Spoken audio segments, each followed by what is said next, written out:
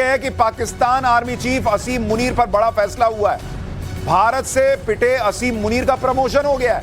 ये दुनिया में पहली बार होगा कि पूरा देश भारत ने फोड़ दिया, कहीं पर किसी देश ने आके आपके यहां मार दिया आपको, और वहां सेना प्रमुख का प्रमोशन हो रहा है। पिटा हुआ जनरल मुनीर अब फील्ड मार्शल बना दिया गया है। भारत से हार छुपाने के लिए पाकिस्तान का यह नया पैंतरा है। मुनीर को प्रमोशन देकर हार को छुपाने की कोशिश कर रहा है पाकिस्तान। इससे यह भी साबित हो रहा है कि मुनीर सोचिए कितना पावरफुल है। उसने जो ये पूरा तमाशा किया कि हम तो जीत गए, भारत हार गया, उसमें खुद को खुद ही मेडल पहना लिया भाई ने। और सवाल है किस बात का प्रमोशन असीम मुनीर को मिला? जिस आर्मी चीफ के रहते पाकिस्तान के 9 आतंकी ठिकाने भारत ने ध्वस्त कर दिए, उसको किस बात का मेडल मिल रहा है? 11 एयरबेस भारत ने फोड़ दिए, इसका प्रमोशन हो रहा है। एयर डिफेंस सिस्टम फेल हो गया इनका। परमाणु ठिकानों के पास हमले कर दिए भारत ने। 5 से 7 एयरक्राफ्ट पाकिस्तान गंवाए बैठा है। 300 से ज्यादा ड्रोन हमले फेल हुए। कई आर्मी पोस्ट तबाह हुए। 50 से ज्यादा सैनिक मारे गए। सीज फायर के लिए पाकिस्तान को गिड़गिड़ाना पड़ा। दुनिया भर में छीछा लेदर हो रही है और इसका प्रमोशन हो रहा है। बहुत ये तो वैसे हुआ कि जो एम्प्लॉय दिन भर काम नहीं करता था, जिसकी वजह से कंपनी के शेयर गिर गए, जिसकी वजह से कंपनी बर्बाद हो गई, जिसके वजह मजाक बन रहा है। लोग खिल्ली उड़ा रहे हैं। देखिए कैसी कैसी फोटो बना रहे हैं कि खुद को खुद मेडल पहना रहा है असीम मुनीर। तो ये तो वही है ना भाई, खुद को खुद मेडल देना है तो हार जाओ, कुछ भी हो जाए, हम तो मेडल ले रहे हैं। मेडल पर लिखा है सेंटर ऑफ ग्रेविटी, यानी पाकिस्तान में सेना ही सब कुछ है। अब ऐसे में मुनीर चाहे खुद को फील्ड मार्शल बना ले या फिर पाकिस्तान का राष्ट्रपति बना ले, प्रधानमंत्री क्यों ना बन जाए, लोग ये भी लिख रहे हैं कि असीम मुनीर इकलौता आर्मी चीफ होगा जिसने प्रमोशन पाने के लिए अपने ही 11 एयरबेस उड़वा लिए। ऐसी बेइज्जती हो रही है इसकी। लेकिन ना पाकिस्तान की इज्जत, ना उसके सेना अध्यक्ष की इज्जत। फील्ड मार्शल बना लिया खुद को। अरे भाई हटाओ शहबाज शरीफ को, तुम सीधे राष्ट्रपति बन जाओ। तख्ता पलट करने की भूमिका क्या बना रहे हो? याद कीजिए, असीम फोर्स का होम बेस कहा जाता है। यह वो एयरबेस है जो पाकिस्तानी सेना के हेडक्वार्टर रावलपिंडी और राजधानी इस्लामाबाद के बीच में है और पाकिस्तान का सबसे सुरक्षित सैन्य ठिकाना माना जाता है। यहीं से ही पाकिस्तान के फाइटर जेट अपना फ्यूल भरवाकर उड़ान भरते हैं।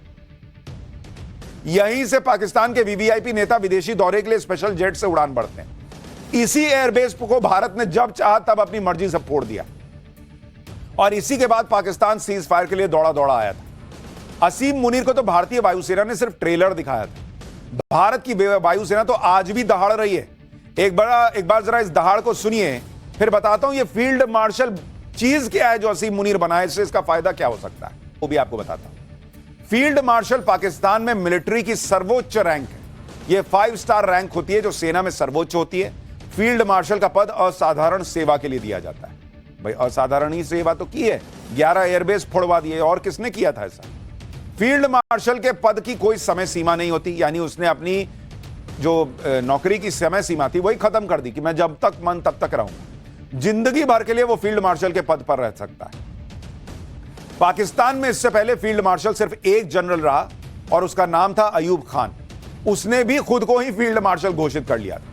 इत्तेफाक यह है कि फील्ड मार्शल अयूब खान भी 1965 का युद्ध भारत से हारा था और असीम मुनीर भी भारत से जंग हारा है।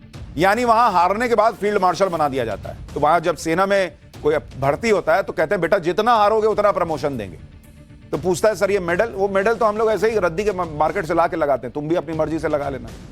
और सर फील्ड मार्शल, उसके लिए तुमको भारत से हारना पड़ेगा बुरी तरह से। जितना बुरी तरह से हारोगे उतना जल्दी फील्ड मार्शल बनोगे। ये पाकिस्तान में सिखाते हैं। जो काम अयूब खान ने किए थे वही काम अब असीम मुनीर कर रहा है।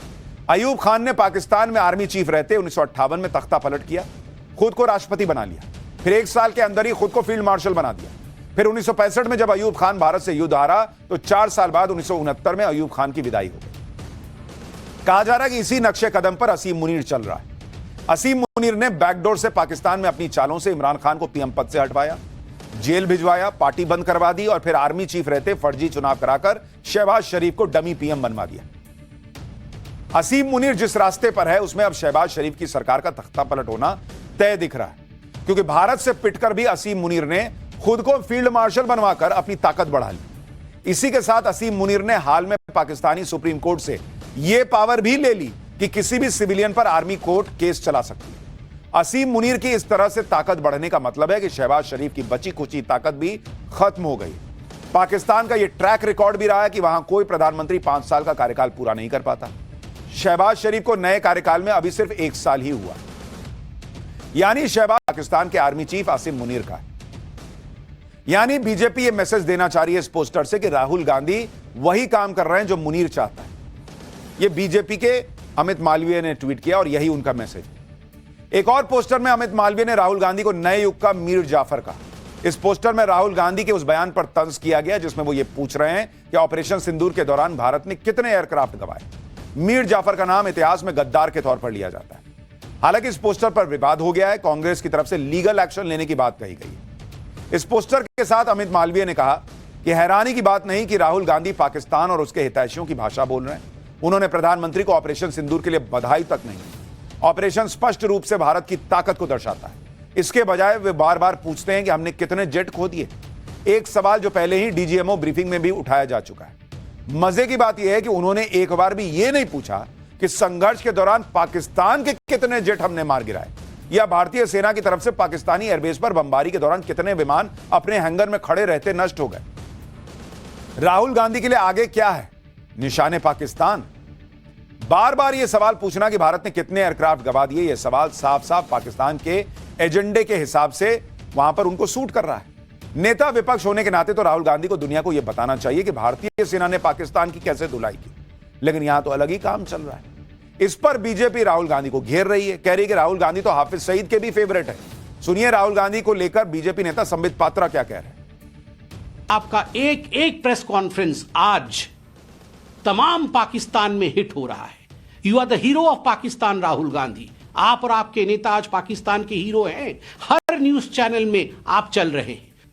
आप पाकिस्तान को ऑक्सीजन देने का काम करते हैं और शायद इसीलिए इसमें कोई संदेह नहीं है कि हाफिज सईद जो कुख्यात आतंकवादी है, उसने एक बार एक इंटरव्यू में कहा था कि कांग्रेस एक अच्छी पार्टी है।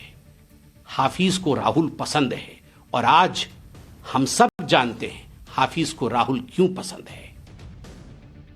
एक तरफ कांग्रेस अमित मालवीय के पोस्टर पर ऐतराज जता रही है, दूसरी तरफ खुद बीजेपी के साथ पोस्टर वॉर के रेस में लगी है।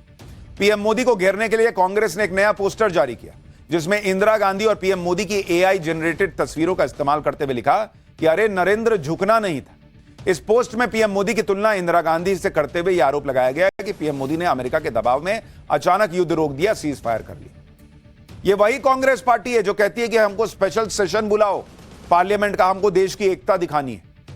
यह एकता है आपकी, यह एकता है आपकी। हमारे सैनिकों ने जो शौर्य दिखाया उसकी दुनिया में चर्चा हो रही है और इनके हिसाब से अब देश झुक गया।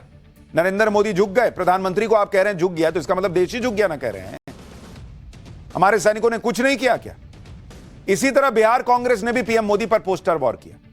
बिहार कांग्रेस की तरफ से जारी पोस्टर में पीएम मोदी के साथ नवाज शरीफ की तस्वीर को मिक्स करके दिखा दिया गया और पूछा गया कि एक बिरयानी देश पर भारी।